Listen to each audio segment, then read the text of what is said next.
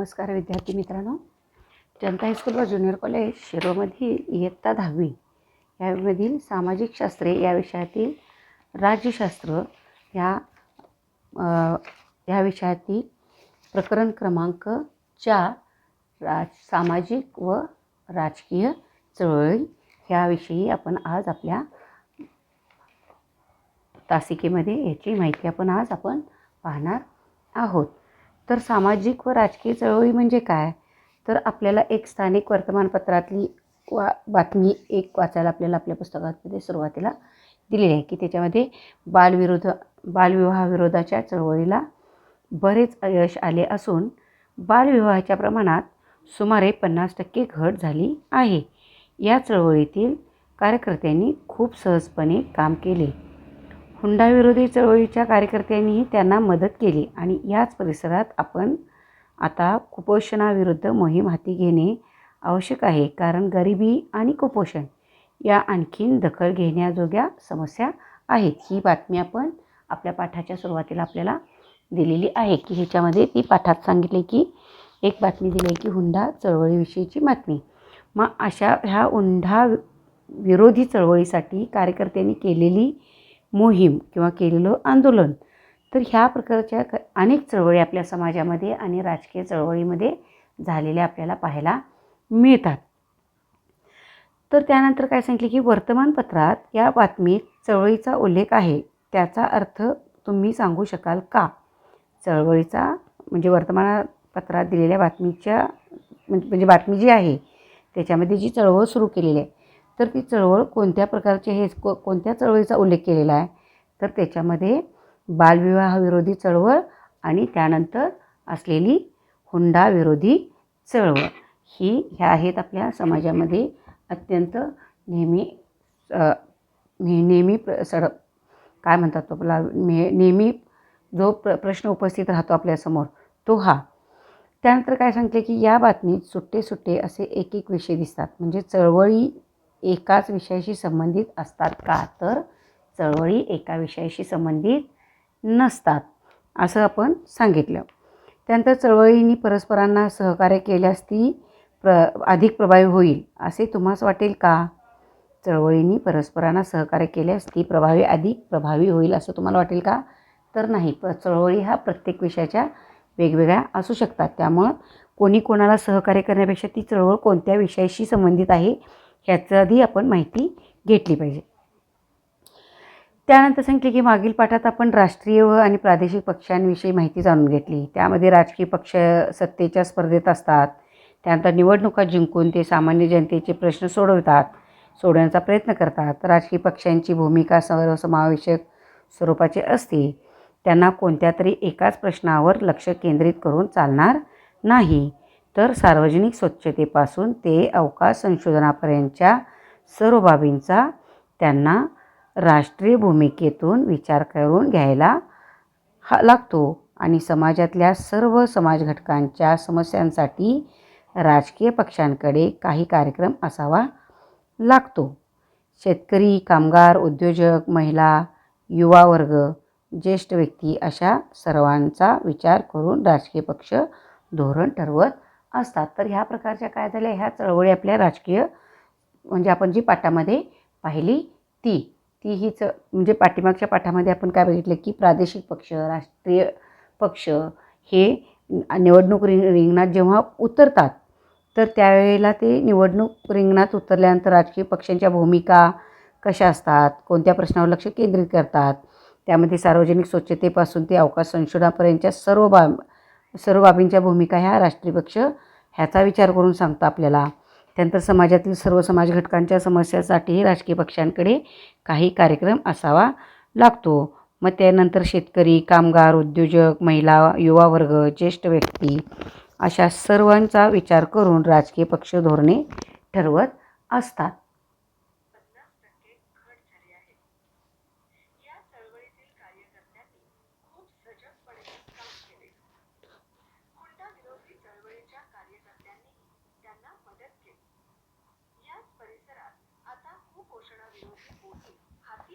आवश्यक आहे, कारण गरिबी आणि कुपोषण या आणखी दखल घेण्याजोग्या समस्या आहेत.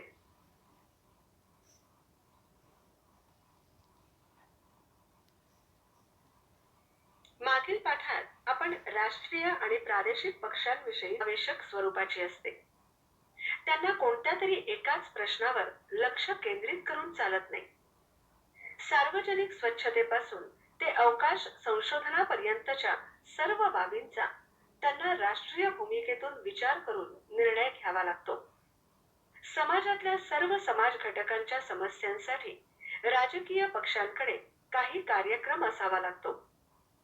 शेतकरी, कामगार, उद्योजक, महिला, युवा वर्ग, ज्येष्ठ व्यक्ती अशा सर्वांचा विचार करून राजकीय पक्ष धोरणे ठरवतात.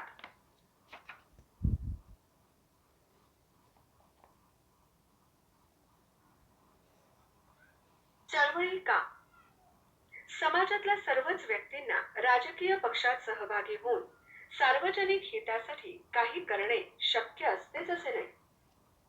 काही लोक एखाद्याच प्रश्नावर लक्ष केंद्रित करून त्या प्रश्नाचा पाठपुरावा करतात. त्याच्या निराकरणासाठी लोकांना संघटित करून शासनावर एखादी कृती करण्यासाठी दबाव आणण्याचा प्रयत्न करतात. सातत्याने कृतीशील राहून त्या समस्येबाबत जनमत तयार करून राजकीय पक्ष व सरकारवर दबाव आणण्याचे काम केले जाते. या सामूहिक कृतींना चळवळ असे म्हणतात. सामूहिक कृती हा चळवळीचा गाभा असतो. लोक नंतर मिळतील. तर आपण काय बघितलं, चळवळी म्हणजे काय, तर त्याच्यामध्ये लोकशाहीमध्ये चळवळींना फार महत्त्व असते. चळवळीतून अनेक सार्वजनिक प्रश्न चर्चेत येतात. शासनाला त्या प्रश्नांची दखल घ्यावी लागते. चळवळीतील नेते व कार्यकर्ते शासनाला त्या प्रश्नांच्या संदर्भात आवश्यक ती सर्व माहिती पुरवतात आणि धोरण आखताना काही महत्त्वाची माहितीचा शासनाला उपयोग होत असतो. त्यानंतर शासनाच्या काही निर्णयांना अथवा धोरणांना विरोध करण्यासाठी ही चळवळी उभ्या केल्या जातात.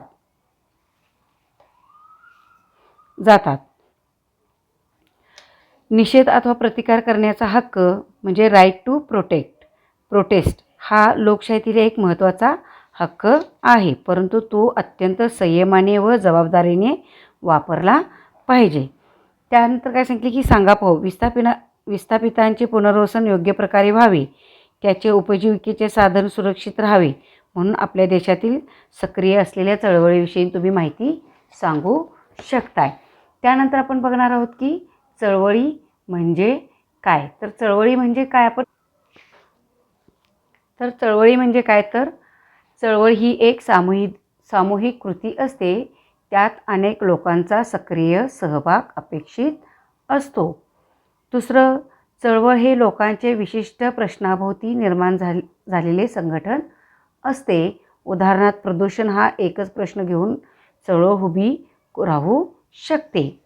पुढचं आहे, चळवळीसमोर एखादा निश्चित सार्वजनिक अथवा हेतू अथवा प्रश्न असतो. उदाहरणार्थ भ्रष्टाचार विरोधी चळवळीचा हेतू त्यानंतर भ्रष्टाचार नष्ट करण्याचा असतो. पुढचं, चळवळीला नेतृत्व असते. नेतृत्वामुळे चळवळी क्रियाशील राहते. चळवळीचा हेतू, कार्यक्रम आंदोलनात्मक व पवित्र याविषयी निर्णय घेता येतात. खंबीर नेतृत्व असेल तर चळवळ परिणामकारक होऊ शकते किंवा परिणामकारक होते. त्यानंतर चळवळीच्या संघटना असतात. संघटनांशिवाय चळवळींना सातत्याने प्रश्नांचा पाठपुरावा करता येत नाही. उदाहरणार्थ शेतकऱ्यांच्या चळवळीसाठी शेतकरी संघटना काम करते. त्यानंतर कोणत्याही चळवळीचा जनतेला पाठिंबा आवश्यक असतो. चळवळ ज्या प्रश्नाभोवती निर्माण झाली आहे तो प्रश्न जनतेला आपला वाटला पाहिजे. त्यासाठी निश्चित कार्यक्रम ठरवून त्या आधारे चळवळी जनमताला आकार देण्याचा प्रयत्न करतात. त्यानंतर चर्चा करा. तर चळवळी जर एकाच प्रश्नाचा पाठपुरावा करत असल्या तरी चळवळीमागे एक व्यापक विचारसरणी असते. उदाहरणार्थ बालविवाह, त्यानंतर हुंडाबंदी चळवळीचे चा लोकशाही, महिलांचे सक्षमीकरण, त्यानंतर सामाजिक समता अशा मूल्यांवर विश्वास असतो आणि काही चळवळींचे यथावकाश राजकीय पक्षात रूपांतर होते. त्यानंतर खालील एक संवादांचा परिचय दिलेला आहे.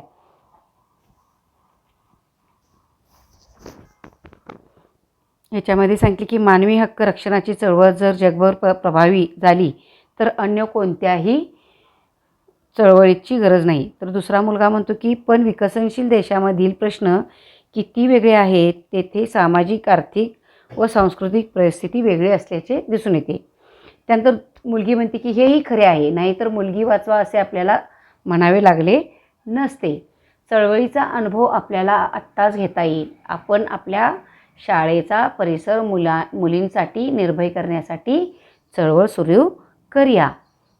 नंतर ब्रिटिश राजवटीत चळवळी दडपल्या जात असत, परंतु लोकशाही व्यवस्थेत चळवळी असणे हे निकोप लोकशाहीचे लक्षण आहे. त्यानंतर सांगा पाहू.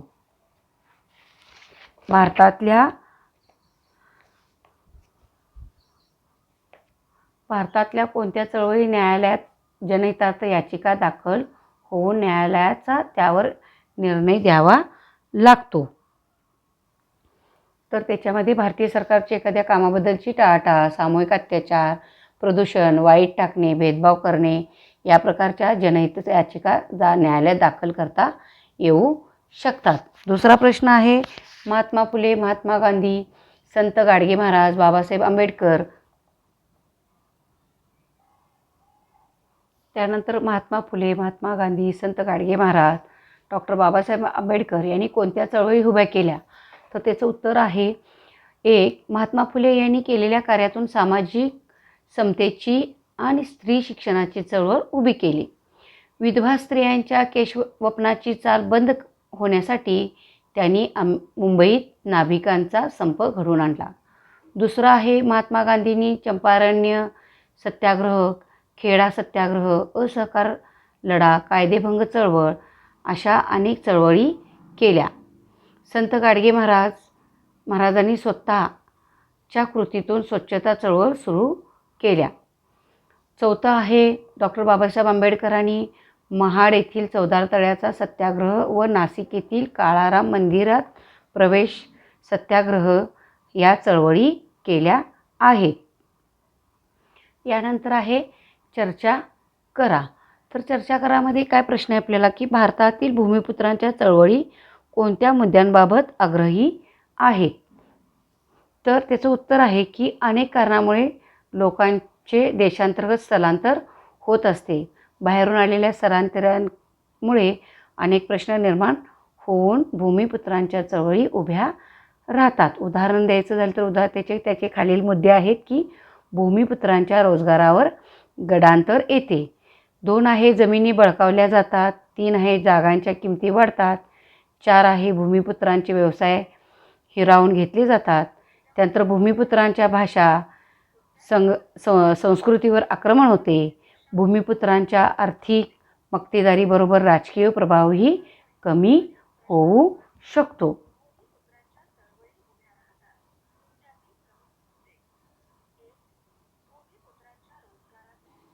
त्यानंतर करून पहा. अंधश्रद्धा निर्मूलन चळवळ आणि नद्यांचे प्रदूषण रोखण्यासंबंधी चळवळ, स्त्री भ्रूण हत्येविरोधी चळवळ, त्यानंतर नॉट इन माय नेम अशा चळवळीविषयी वर्तमानपत्रामध्ये येणाऱ्या बातम्यांचे संकलन करा.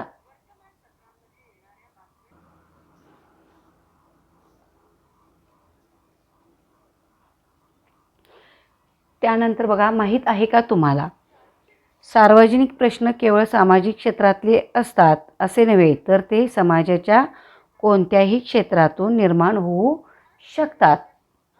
समाज सुधारणेसाठी आपल्या देशात आणि विशेषतः महाराष्ट्रात अनेक चळवळी उभ्या राहिल्या व त्यातून समाज आधुनिक होण्यास सुरुवात होते. आपला लढा, स्वातंत्र्यासाठी लढा ही सुद्धा एक सामाजिक चळवळच होती. गांधीजींनी मिठाचा सत्याग्रह केलेला ही चळवळ.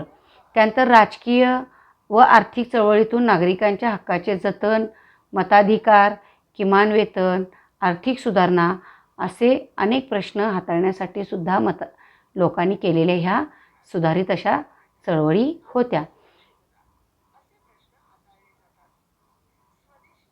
त्यानंतर स्वदेशी ही एक महत्त्वाची आर्थिक चळवळ आहे.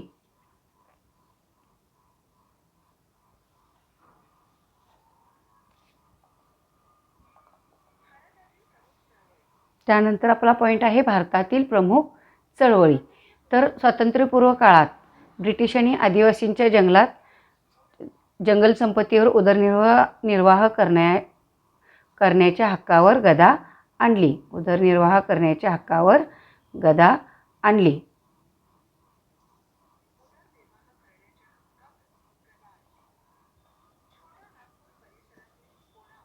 त्यानंतर छोटा नागपूर परिसरातील कोलाम, ओडिशातील गोंड, महाराष्ट्रातील कोळी, भिल्ल, रामोशी, बिहारमधील संस्थाळ आणि मुंडा आदिवासींना मोठ्या प्रमाणात उठाव करावे लागले. म्हणजे भारतातील प्रमुख चळवळीमध्ये ही सर्वात मोठी अशी ही चळवळ होऊन गेली होती.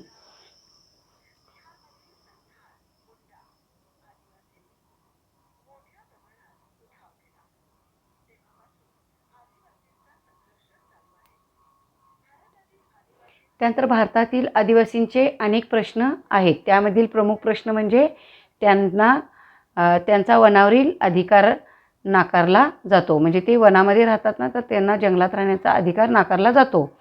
दुसरा आहे आदिवासी चळवळीची प्रमुख मागणी म्हणजे आदिवासींची वनावरील अधिकार मान्य करावेत आणि वनातील उत्पादने गोळा करण्याचा व वनजमिनीवर लागवड करण्याचा अधिकार त्यांना मिळावा. म्हणजे काय लक्षात आलं का, की आदिवासी चळवळीची प्रमुख मागणी म्हणजे आदिवासींचे वनावरील अधिकार मान्य करावेत. त्यानंतर वनातील उत्पादने गोळा करण्याचा आणि जमिनीवर लागवड करण्याचा अधिकार त्यांना मिळावा असं त्यांनी सांगितलेलं आहे. त्यानंतर आहे भारतातील शेतकरी चळवळ. तर भारतातील शेतकरी चळवळ ही एक अत्यंत महत्त्वाची चळवळ आहे. भारतातील ही शेतकऱ्यांची चळवळ ही अत्यंत महत्त्वाची चळवळ आहे. त्यामध्ये ब्रिटिशांच्या राजवटीत वसाहती काळातील सरकारच्या शेतीविरोधी धोरणामुळे शेतकरी संघटित होऊ लागले. ब्रिटिशांच्या काळापासून वसाहतीच्या काळापासून शेतकऱ्यांविरोधाच्या धोरणं जी ठरवली गेली तर तेव्हा एकत्र येऊ लागले. त्यानंतर बारडोली चंपारण्य, खोतीचा प्रश्न या शेतकऱ्यांच्या चळवळीविषयी सुद्धा तुम्हाला माहिती असेलच.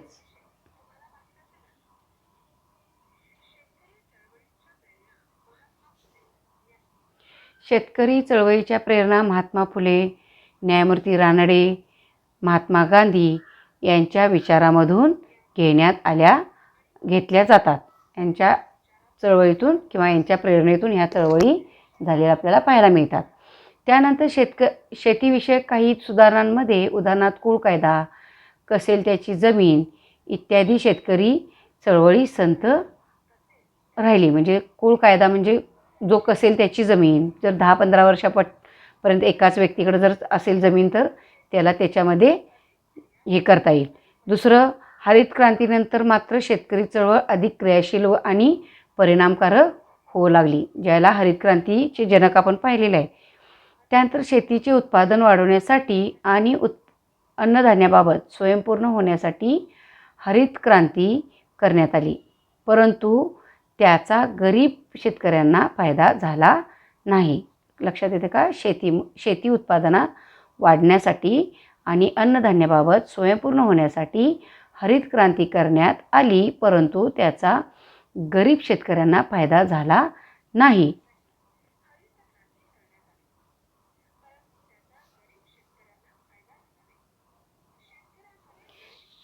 त्यानंतर शेतकऱ्यांमध्ये गरीब आणि श्रीमंत असे वर्ग निर्माण झाले आणि त्यांच्यातील असंतोष वाढला आणि शेतकऱ्यांच्या आंदोलनाला सुरुवात झाली.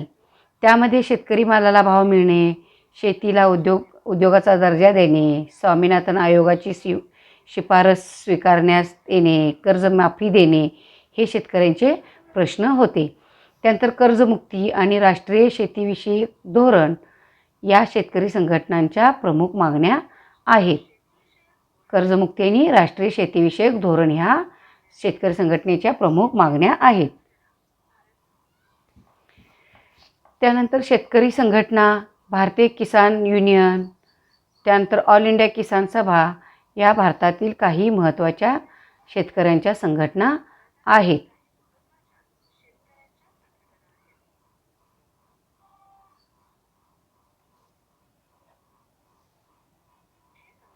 हे करून पहा. तर करून पहामध्ये काय सांगते की शेतकऱ्यांच्या व शेतमजुरांच्या कल्याणासाठी शासनाने कोणकोणत्या योजना राबवल्या आहेत.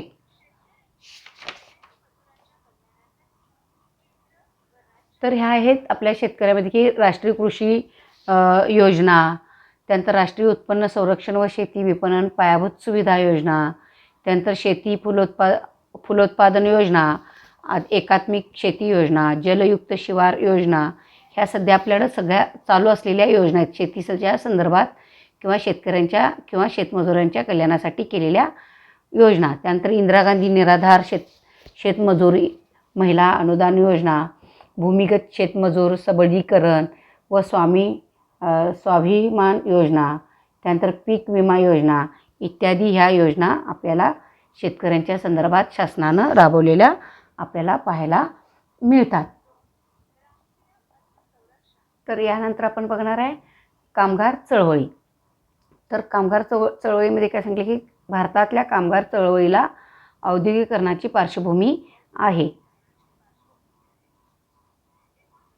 19व्या शतकाच्या उत्तरार्धात भारतात कापड गिरण्या, रेल्वे कंपन्या यासारख्या उद्योगांची सुरुवात झाली होती.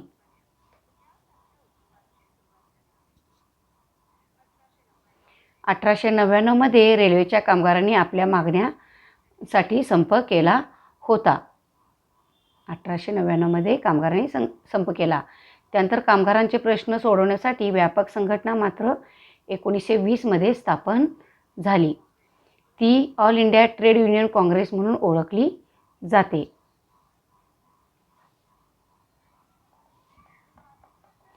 त्यानंतर स्वातंत्र्योत्तर काळात कामगार चळवळ अधिक प्रभावीपणे काम करू लागल्या. म्हणजे स्वातंत्र्योत्तरच्या काळामध्ये ज्या चळवळी होत्या त्या अधिक प्रभावी आणि चांगल्या होत्या. त्यानंतर 1960 आणि 1970च्या दशकात कामगार चळवळी ह्या विखुरली गेली 1960 ते 1970मध्ये. त्यानंतर 1980मध्ये मात्र कामगार चळवळ विखुरली गेली.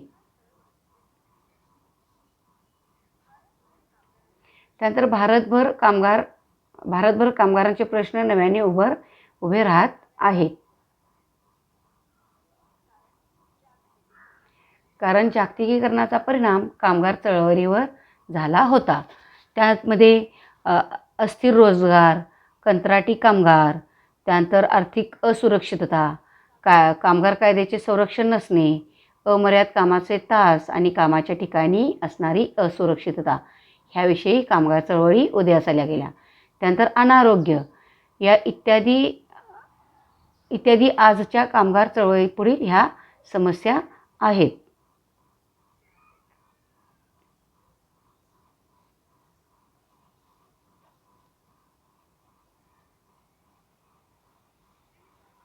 त्यानंतर स्त्री चळवळ. स्वातंत्र्यपूर्व काळात भारतात स्त्री चळवळीची सुरुवात पुरोगामी पुरुषांच्या पुढाकाराने झाली होती. मग त्याच्यामध्ये आपल्याला स्त्रियांवर होणारे अन्याय, त्यांचे शोषण थांबवून त्यांना सन्मानाने जगता यावे व सार्वजनिक जीवनात सहभाग घेता यावा यासाठी अनेक सुधारणा चळवळी सुरू झाल्या.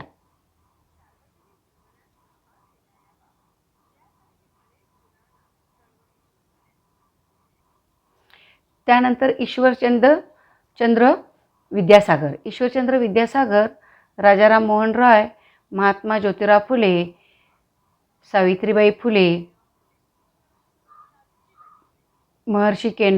महर्षी धोंडो केशव कर्वे आणि पंडिता रमाबाई त्यानंतर रमाबाई रानडे यांच्या पुढाकारामुळे सतीच्या प्रथेला विरोध विधवा पुनर्विवाह, स्त्री शिक्षण, बालविवाह विरोध, स्त्रियांना मतदानाचा अधिकार यासारख्या सुधारणा होऊ लागल्या.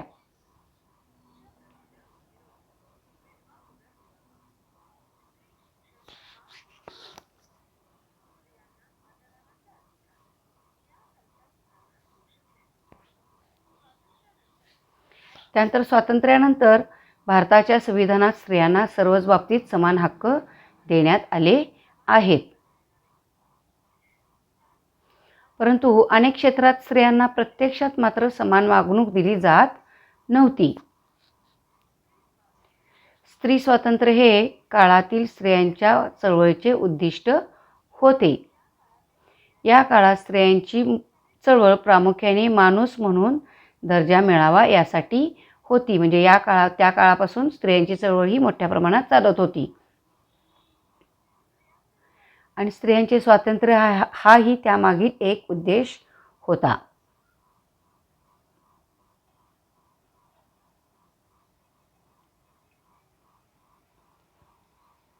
त्यानंतर भारतामध्ये भ्रष्टाचार, जातीव्यवस्थेला विरोध, कट्टर धार्मिकतेला विरोध या समस्यांविरुद्ध आंदोलने सुरू झाली.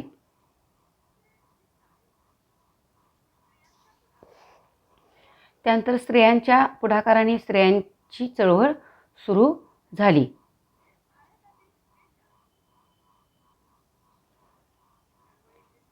भारतातील स्त्रिया चळवळीचे स्वरूप दिसले आणि परंतु स्त्रियांचे आरोग्य, त्यांचे सामाजिक सुरक्षितता, त्यांचे आर्थिक स्वावलंबन आणि सक्षमीकरण या मुद्द्यांचा विचार विविध पातळीवर या स्त्रिया संघटना करताना दिसतात.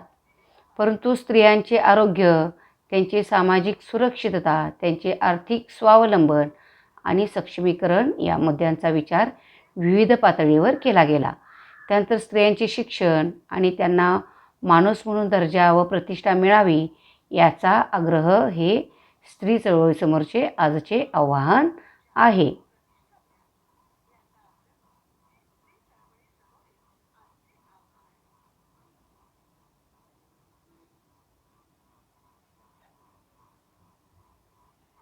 त्यानंतर आहे पर्यावरण चळवळ. पुढचा पॉईंट आहे पर्यावरण चळवळ. तर पर्यावरणाचा ऱ्हास ही आजच्या काळातील एक राष्ट्रीय, आंतरराष्ट्रीय पातळीवरील एक समस्या आहे हे आपण जाणतोच. आणि पर्यावरणाचा ऱ्हास रोखण्यासाठी आंतरराष्ट्रीय पातळीवर अनेक सक्रिय अशा चळवळी आहेत आणि या क्षेत्रात आंतरराष्ट्रीय सहकार्यही खूप मोठ्या प्रमाणावर आहे. भारतातील पर्यावरणातील विविध विषयांना प्राधान्य देत अनेक सक्रिय अशा चळवळी झालेल्या आहेत. त्यामध्ये आहे आपल्याला की भारतातील पर्यावरणातील विविध विषयांना प्राधान्य देण्यात अनेक चळवळी सक्रिय आहेत. त्यामध्ये जैवविविधतेचे संरक्षण, त्यानंतर पाण्याच्या विविध स्रोतांचे जतन, त्यानंतर जंगल आवरण, त्यानंतर नद्यांचे प्रदूषण, हरित पट्ट्यांचे संरक्षण, रासायनिक द्रव्यांचा वापर यांचे देखील दुष्परिणाम पर्यावरणावरती होत असतात. म्हणजे ह्यासाठी अनेक चळवळी ह्या संघर्ष करत असतात.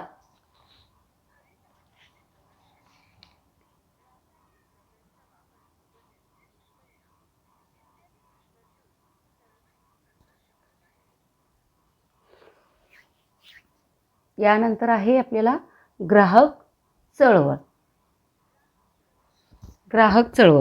तर 1986 साली ग्राहक संरक्षण कायदा अस्तित्वात आला.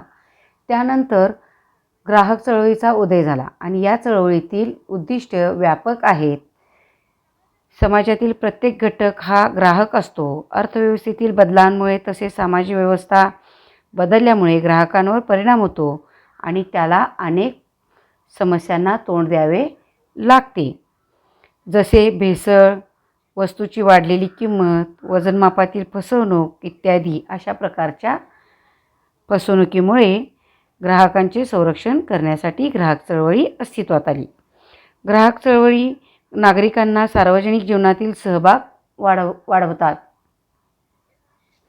1980 नंतरच्या चळवळीत नवसामाजिक चळवळी म्हटलं जातं, कारण त्याचे स्वरूप अधिकच आधीच्या चळवळीपेक्षा वेगळे होते आणि त्या अधिक विषयनिष्ठ होऊ लागल्या. म्हणजेच एकेका विषयाभोवती जन आंदोलन उभे राहण्याचे प्रयत्न होऊ लागले.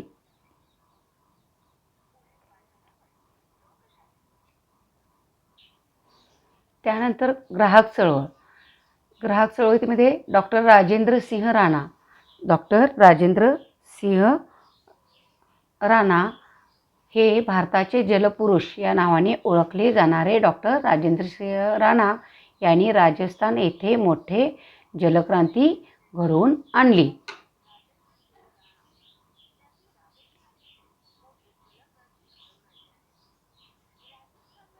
राजस्थानमध्ये हजारो जोहड नद्यातील मातीचे बंधारे निर्माण करण्याच्या माध्यमातून राजेंद्र सिंह प्रसिद्धीस आले होते.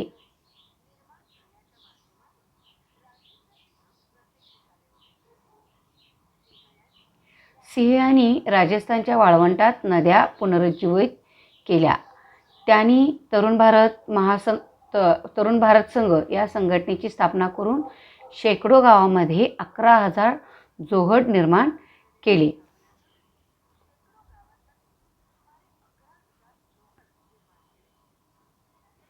त्यानंतर देशभर पदयात्रा काढून जलसंवर्धन, नद्या पुनरुज्जीवन करणे, वनसंवर्धन, वन्यजीवन संवर्धन मोहीम राबवली आहे.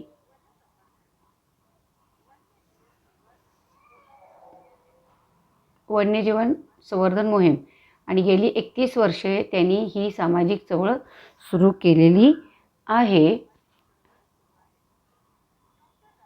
डॉक्टर राजेंद्र सिंह राणा हे पाण्याचे नोबेल समजल्या जाणाऱ्या स्टॉकहोम वॉटर प्राईजचे मानकरी ठरलेले आहेत. त्यांना त्या स्टॉकहोम वॉटर प्राईजचे मानकरी आहेत. तर अशा प्रकारे हा आपला आज राज्यशास्त्रामधील चौथा धडा आहे, तो म्हणजे सामाजिक व राजकीय चळवळ ह्याविषयी आपण माहिती जाणून घेतलेली आहे. तर याविषयी तुम्हाला काही जर शंका असेल तर तुम्ही मला फोन करून विचारू शकता आणि याविषयी माहिती आपण घेऊ शकतो. आणखीन ह्याचा स्वाध्याय तुम्ही कंप्लीट करून मला ग्रुपवरती टाकला तरी चालेल. धन्यवाद.